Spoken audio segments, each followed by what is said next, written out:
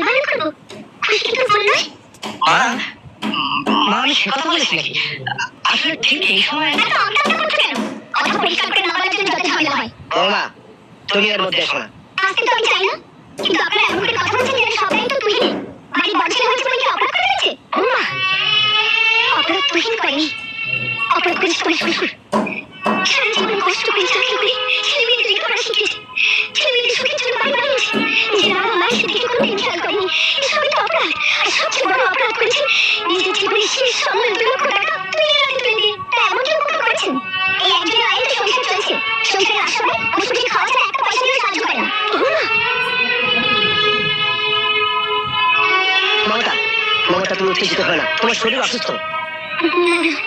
আমি উত্তেজিত হবো কেন? আমি উত্তেজিত হবো কেন বলো? আমি শুধু বসে বসে দেখবো আমার পেটের ছেলে, আমার রক্ত মুখ বন্ধ করে চুপ করে দাঁড়িয়ে দেখছে। আর তাই বউ তোমার বাড়িতে দাঁড়িয়ে চিৎকার করে তোমাকে অপমান করছে। অপমান মাঝে করবা। আমি এতক্ষণ একটা কথা বলি, অবাক হয়ে দেখছিলাম এ কোন পরিবেশ। আমার বাড়ির পরিবেশ এত খারাপ হয়ে গেল কবে থেকে? গুরুজনদের মুখের উপরে চিৎকার করে কথা বলা শুরু হলো কবে থেকে?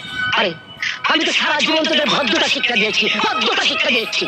সংসার উপার্জন নিয়ে কথা খোকা, কে কত টাকা দিচ্ছে তা নিয়ে খোকা দেওয়া, এ তো কোনো ভদ্র সন্তানের মুখে বেরোবার কথা নয়।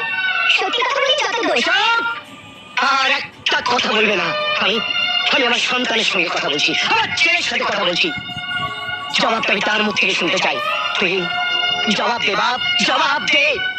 করে আমি আমি এখনো এতটা অথর্ব হয়ে যাইনি যে আমার এই সামনে আমার স্ত্রীকে, তোদের মাকে, অসুস্থ মাকে অপমান করার সাহস আছে কোত্থেকে? এই তুই কি দিবি? এই কি দিবি তুই? কি দিবি তুই? তুই কি মনে করিস তোর জন্য খুশির বিয়ে বন্ধ হয়ে যাবে?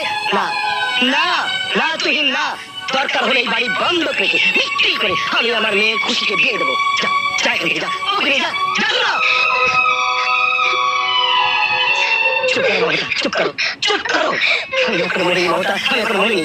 আমাকে বাঁচতে হবে, আমাকে বাঁচতে হবে মমতা, আমাকে সুস্থ শরীরে বাঁচতে হবে, আমাকে বাঁচতে হবে, আমাকে বাঁচতে হবে।